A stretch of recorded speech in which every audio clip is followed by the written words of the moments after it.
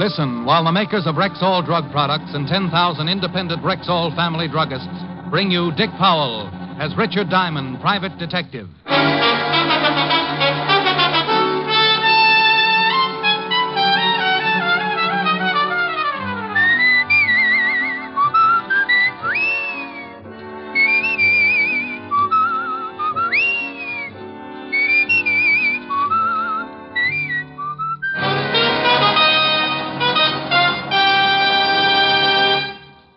Good evening.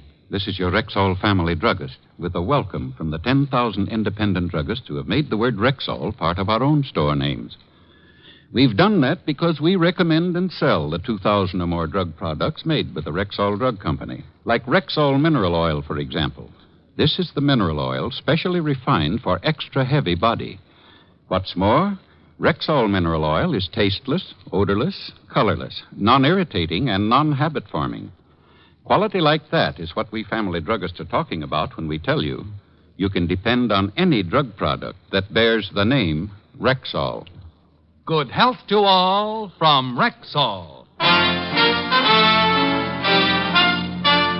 Now, your Rexall family druggist brings you a transcribed half hour with Richard Diamond, private detective, starring Dick Powell.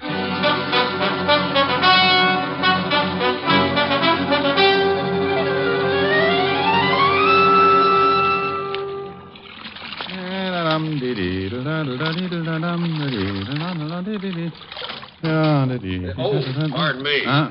You know where I might find Mr. Richard Diamond? You want to hire him? Yes. Well, stop being so bashful, friend. Come in. Thank you. You're Mr. Diamond? Well, any resemblance to the Irish washerwoman is purely intentional. Do you always do your own laundry? Always. Keeps my petty cash from looking too petty. Sit down, Mr. Baxter. Clay Baxter from Okmulgee, Oklahoma. Clay Baxter from Okmulgee, Oklahoma. Was a man, I guess, to be in his early 50s. Straight up, he crowded 6'3", counting the 2-inch heels on his handmade boots. Looking at him, I thought of an old Remington Trent and suddenly felt like singing a chorus of Home on the Range. I'd like you to come to Okmulgee with me, Mr. Diamond. Well, why, Mr. Baxter? My brother was killed yesterday. The sheriff and the coroner said it was an accident. I don't believe it. How did you happen to look me up? I raise cattle, Mr. Diamond. I do a great deal of business in Chicago and New York. I wanted a detective with experience, someone with a good reputation. Bless you. I called a friend on Wall Street, and he recommended several men. One of them was you. I checked your background. I'm satisfied. Oh, good. I charge $100 a day in expenses. Check and feed. I'll pay it, and if you catch the man who done it, I'll give you a $1,000 bonus. Oh, well, now, I can't leave right away. It'll take me at least 5 minutes to get my affairs in order. Yeah, I can certainly see you appreciate a buck. Mr. Baxter, I appreciate a buck like a Texan appreciates Texas. Texas? Never heard of it. How was your brother supposed to have been killed? Thrown from his horse, skull fracture. And you don't believe it? I do not. Why? Too good a horseman. Well, it could have happened. Well, if it did, he'd have taken the fall right. Might have busted something, but wouldn't have killed him. Anything else? His wife. My brother was a wealthy man, Mr. Diamond. His wife will inherit everything. Ranch, cattle, all worth about $8 or $10 million. You think she had something to do with his death? You tell me, Mr. Diamond. I called Helen, told her I was off to Okmulgee, promised I'd send her a couple of Navajos or whatever they had out there. Then I took Clay Baxter over to my flat and threw a few things into a suitcase. Oklahoma's dry. So's Richard Diamond. Might get arrested. Oh, I don't want to leave it here. Wouldn't make any difference if it was empty, would it? No. Got a couple of glasses? A fifth usually adds up to a full evening, but that's only when Clay Baxter isn't around. When he poured one for the road, the water line receded 6 inches. I had a quick one, and he finished it. How'd that soldier? How do you feel? Oh, lively. Why don't we forget the plane? You just start running for the window, and I'll climb on.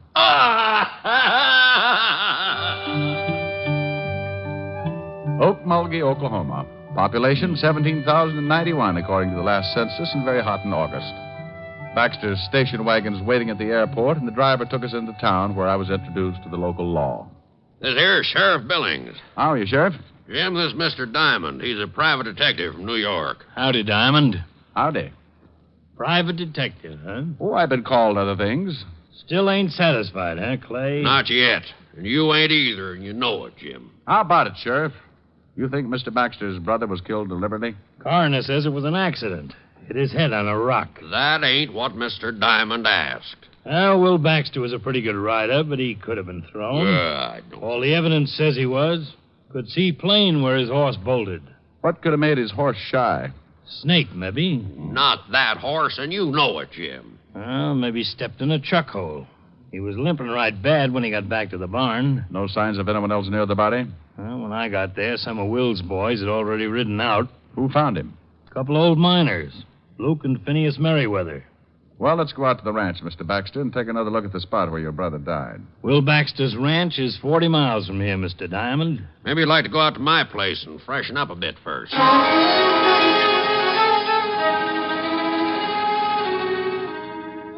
You go ahead and shave and shower. I'm going to go build me a drink. Hey, this is quite a place, Mr. Baxter. Glad you like it. Take a swim in the pool if you'd want, but watch out for the catfish. Catfish?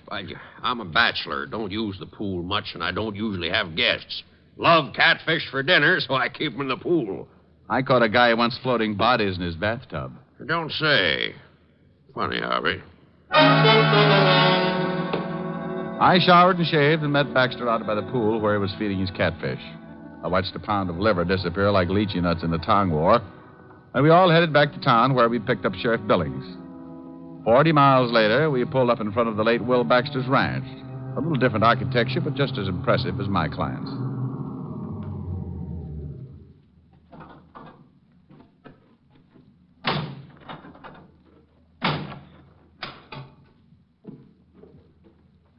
Clay. Afternoon, Sheriff. Oh, Wilma. Afternoon, Wilma. Wilma, this here's Mr. Richard Diamond. Wilma Baxter, my brother's wife. How do you do?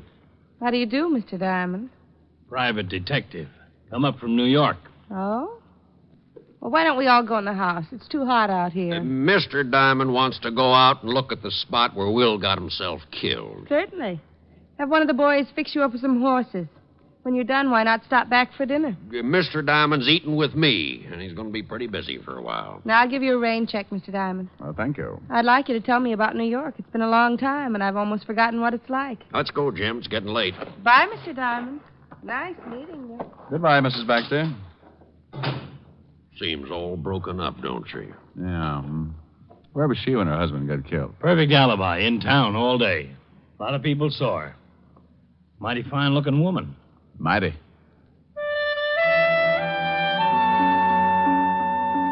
We all rode down to the stables, and one of the hands saddled up 3 horses, and we started out across the open desert. For a man who had spent all his life riding around in taxicabs, the experience was just short of agonizing. Just up ahead, Diamond. Swell. Never rode much, did you? No, I always bounce like this. Like to make my money belt jingle. Well, here it is. Whoa. Yeah, whoa.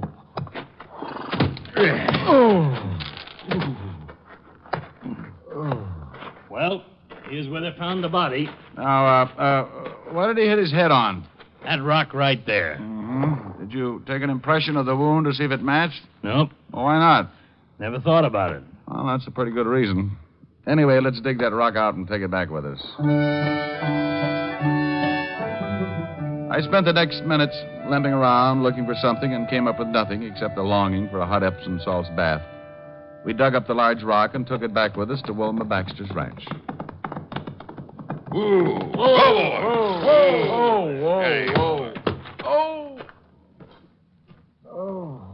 Howdy, Sheriff. Howdy, Frank. This here's Mr. Diamond, Frank. Diamond, this is Frank Kelly, the ranch foreman. Howdy. Detective fella, huh? Miss Baxter told me about you. Said you was doing some investigating. Yes, sirree. Scientific investigation. The way the city boys do it. What you going to do with that raw? A hopscotch. Oh, on second thought, I think we'll take turns untying the knots in my back. Good warm shower, and you'll feel fit as a fiddle. Well, I got a good start. I'm shaped like one. You'll find it a little bit rough out here, Diamond. Oh, I'll get used to it, Mr. Kelly. I hope you're right. Ain't much like the big city. Oh?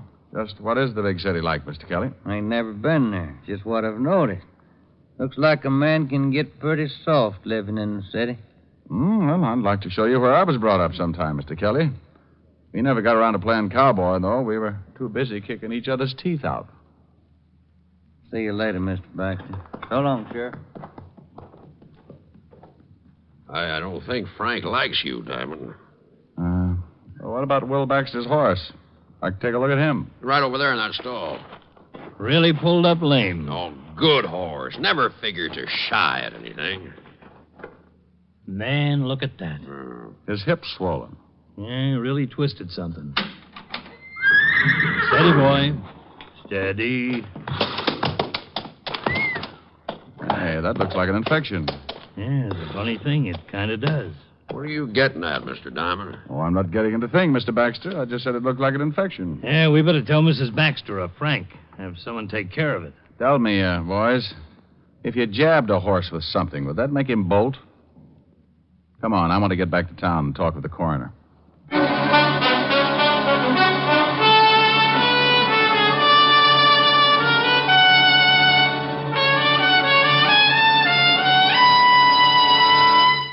Before we continue with the adventures of Richard Diamond, private detective, here's your Rexall family druggist. Last week, a customer said to me, I wish I knew some way to be sure I'm getting enough vitamins. Some way that's easy, yes, and inexpensive, too. "Why, ma'am, millions of people have found the way to do that. They take Rexall Plenamins. Plenamins? Rexall's popular multivitamin capsules. Just 2 Plenamins a day give you more than your minimum daily requirement of every vitamin for which such requirements have been established. Well, you can't expect much more than that. Yet Plenamins do give you more than that, for they also contain valuable liver concentrate and iron, plus other factors of the vitamin B complex. Say, they must be expensive. On the contrary, ma'am, Rexall Plenamins cost you only a few pennies per day. Ask for Plenamins at Rexall drugstores everywhere, and remember, you can depend on any drug product that bears the name Rexall.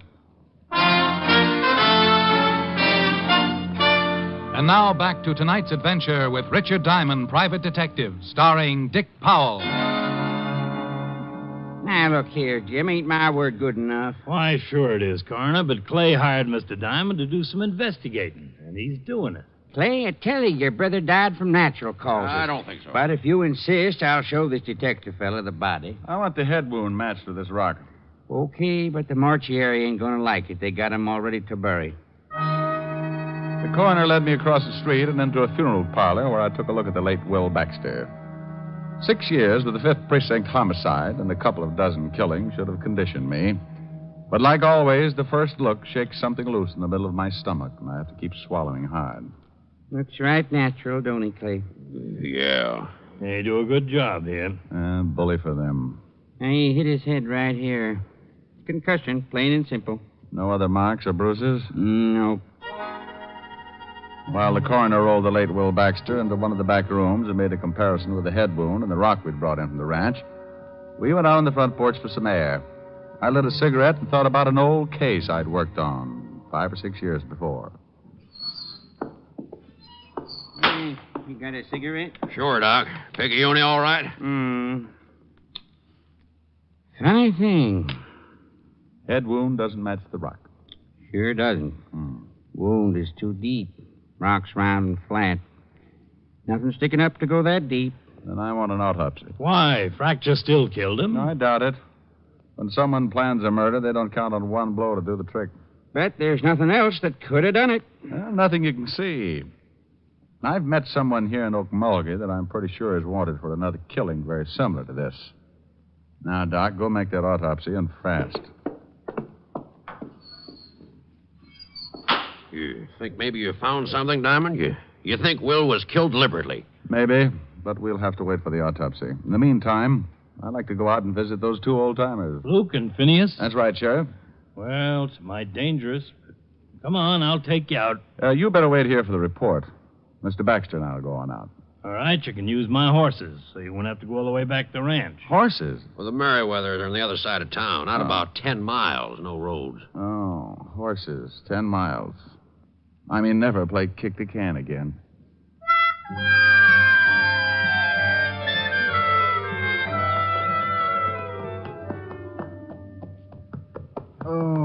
You really don't take to horses, do you, Diamond? Maybe if you could find me a nice, long, thin one. Holy Ike. Whoa, steady. That's one of the Merriweathers. Well, let's get out of here. Come come on, horse. Now, come on, I'm yelling. I admit it. Now, it's okay, Diamond. That's just the boys' way of letting you know not to come any farther, unless they say so. Oh, swell greetings. What happens now? Hey, up there! Luke! Phineas! What you want? It's Clay Baxter. I got a friend here who wants to talk to you. Phineas? Yeah, Luke? Hey, Baxter. Got some friend who wants to palaver. I don't feel like palavering. Better shoot him. Giddy up. Just take it easy. Take it easy. They always act like this. Phineas don't want to palaver. I gotta shoot you if you don't vamoose. It's important. About my brother. Phineas? Yeah, Luke? It's about his brother, the dead one we found t'other day. Oh, all right, I guess. Let one of them come up. Baxter? Yeah, Luke? Send your friend on up. And up I went, leaving my better judgment running off across the desert. I climbed a small hill and found myself standing at the entrance of an old mine shaft. Luke and Phineas and Merriweather stood on either side, shotguns ready, pointed right at my chest. Start talking. Well, gentlemen, my name is Diamond. Don't pay no import to names. What do you want? Just wanted to ask some questions about the man you found the other day. You a policeman? Well, kind of. Shoot him. Oh, now, wait a minute. I'm not a real policeman. Then what are you? I'm a private detective. Luke? Yeah. What's the matter? It's an honest profession. Fellow's got to make a living. You a real live private detective? Well, I'm a private detective. The real live part I'm depending on. Well, my goodness gracious. Come on in and have some victuals. Huh? Why, mister, me and Finney read all them stories about you fellas. Uh-huh. We filled up one whole tunnel with old detective magazines. You fellas really are something. Wait a minute. What's wrong? Let's see your badge. Oh, yeah. Sure.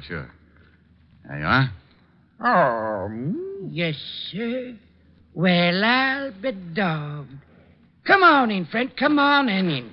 I'd like to ask you some questions about this here Dick Tracy fella.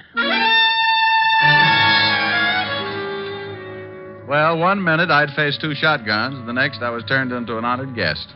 I had coffee and biscuits with Luke and Phineas and answered enough questions about the private detective business to fill a dime novel of my own. I squeezed in enough questions to find out that the boys hadn't seen or found anything unusual when they discovered Will Baxter's body.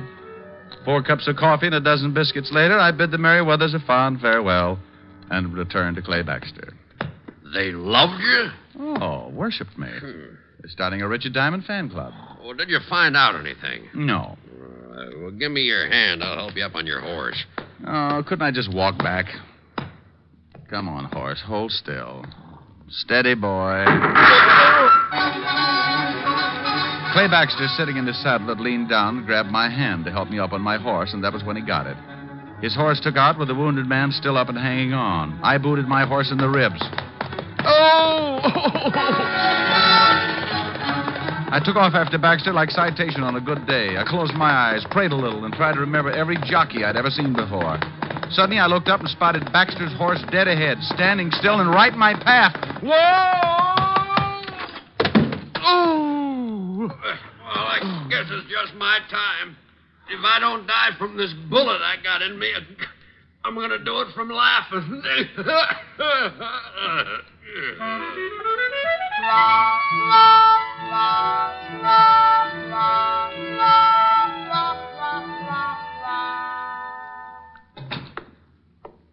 How is he, Doc? Oh, he'll be all right. Bullet went clean through, just under the collarbone. Didn't break anything. How do you feel, Mr. Diamond? Crippled. Any idea who shot Clay? No. Clay said he thought it might have been the Merriweather boys. No, it couldn't have been. Why not? No, the Merriweather boys used shotguns, not rifles. What about that autopsy, Doc? Well, go on. What about it? You was right. Will Baxter didn't die from a skull fracture. What was it? I don't know what was used for sure. A long, thin instrument.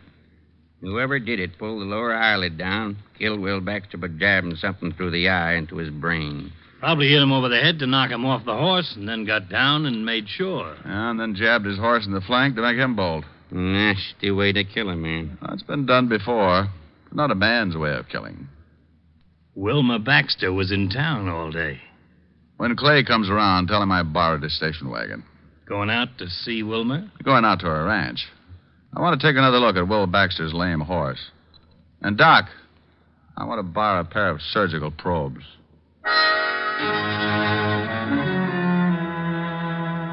I climbed into the station wagon. Close to an hour later, I pulled up on the side of the road. The gate to the ranch house was another 100 yards up ahead. So I piled out, climbed the tall white fence, and slipped into the barn. Steady, fella. Steady. Steady. The horse's left flank was still swollen and very close to a serious infection. I ran my hand over the spot. Steady, boy. There was something still stuck in the flesh, so I used the surgical probes and prayed the horse wouldn't kick my brains out. Whoa. Steady, boy. Steady. There. Sorry, fellow.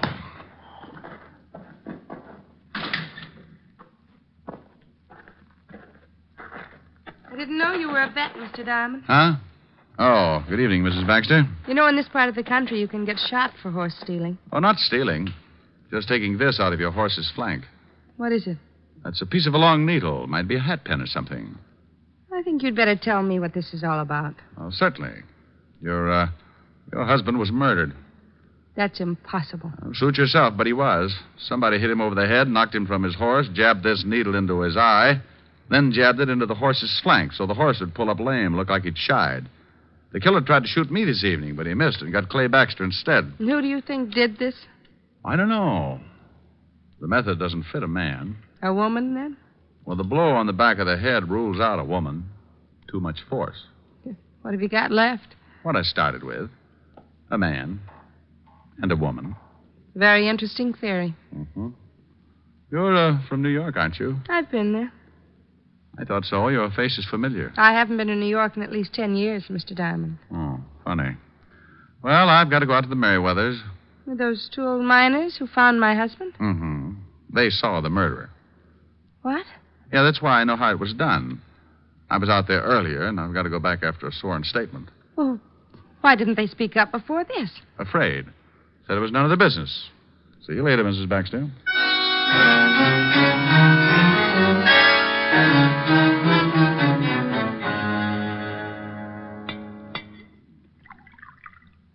Have another biscuit, Inspector. No thanks, fellas. 10's plenty. So Will Baxter was murdered, huh? That's right, and Mrs. Baxter thinks you two saw who did the killing. Gonna lay a trap, huh? Yes, Luke, gonna lay a trap. Now, look, I remembered Mrs. Baxter from someplace the first time I saw her. Then when I found out how the murder was committed, I recalled a case very similar back in New York. Man was hit over the head, pushed down a flight of stairs, and his brain pierced by a hat pin. A man actually did it, but a woman planned it. The man was caught, but the woman disappeared. Why'd they do it? The victim was insured. They wanted to make it look like an accident. Well, come on, we better spread out. We should have company pretty soon. The two old-timers took off their coats and gave me some beat-up pants, which I stuffed with pillows and blankets. In 5 minutes flat, I had two dummies sitting with me at the little table. You think they'll fall for it? Well, you can't tell, but you two go on outside and wait until somebody comes in. I just want him to try for one of the dummies. Well, what if he tries for you? Killjoy. Luke and Phineas took their place outside the mine, and I smoked a dozen cigarettes, and then I heard someone coming in, moving quietly up the tunnel toward the light. I played it big. Well, that's fine, Phineas. Now, if you'll just sign this statement. I rolled, and the dummy that represented Phineas Merriweather doubled over from the force of the slug. He shot again, and Luke's dummy toppled. I kicked the lamp out before he got around to yours truly. 2 down and 1 to go, Diamond. I'm afraid I got a big surprise for you, friend. I ain't worried. You should be. That wasn't even close. You're a lousy shot. Yeah? You missed earlier this evening and got Clay Baxter instead. I'll make up for it. No, you won't, friend. Drop it. You heard him, drop it. Okay, all right. Don't shoot. Wait a minute. Wait till I get the light. Yeah. Well, hey, it's that Kelly fella. Yeah, you're getting way out of line for a ranch foreman, Kelly. Give it to him, Mr. Diamond. Who had you kill Will Baxter? You know, Kelly, you said something today about getting soft in the city. Wonder just how soft I've gotten. Maybe you'd like to find out. Turn him loose, boys. Yes, sir. Go on now. Go to it, Mr. Diamond. I don't like getting shot at. It makes me real unhappy when anyone runs around killing people. No, go on. Stop him. Do it. Shut up, Sweeney, and let him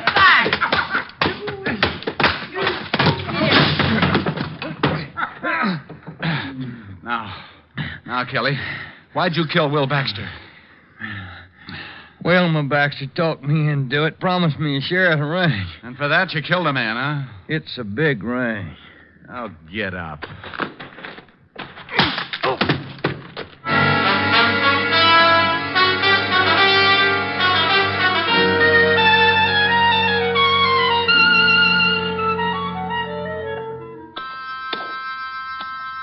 Sure hate to see you leave, Mr. Diamond. I hate to go myself, boys.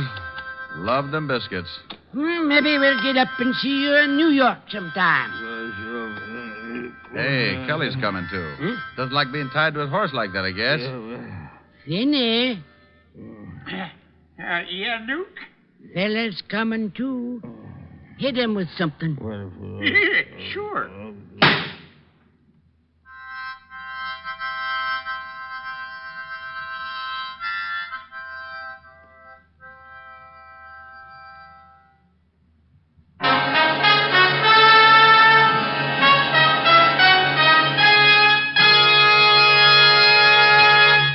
Again, here's your Rexall family druggist. I often think there's no common ailment quite so distressing as acid stomach, and there's certainly no relief for it quite as fast and effective as Bismarex. This famous Rexall antacid often neutralizes excess acidity within 1 minute, and the scientifically balanced ingredients of Bismarex work in sequence, easing gastric distress and leaving a soothing protective covering on irritated stomach membranes. Yes, Bismarex gives relief that's not only quick, but continuous and prolonged. Ask your Rexall druggist for Bismarex. He'll tell you you can depend on any drug product that bears the name Rexall. Good health to all from Rexall.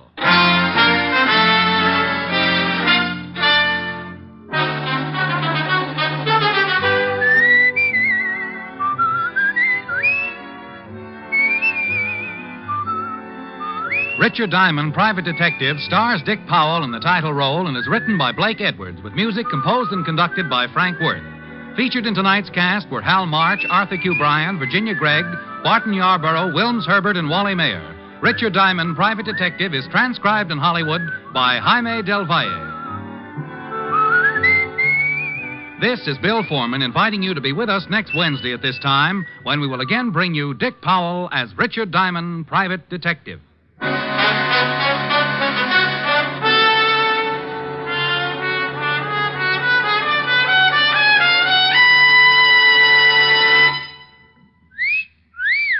Hiya, beautiful. Get lost, Bristlepuss. You need a shave. But I have shaved. What else do you want me to do? Silly boy, she wants you to go Stag. Go Stag? But why? Because Stag is Rexall's exclusive line of men's good grooming aids, like Stag Brushless Shave Cream. No fuss, no massage, just smooth it on, and presto, you get a clean, close shave. Your face stays smooth and whiskerless all day long. I'll do it. I'll go Stag. That's it. Join the Stag line now at Rexall drugstores everywhere. Yes, to make girls care. Go Stag.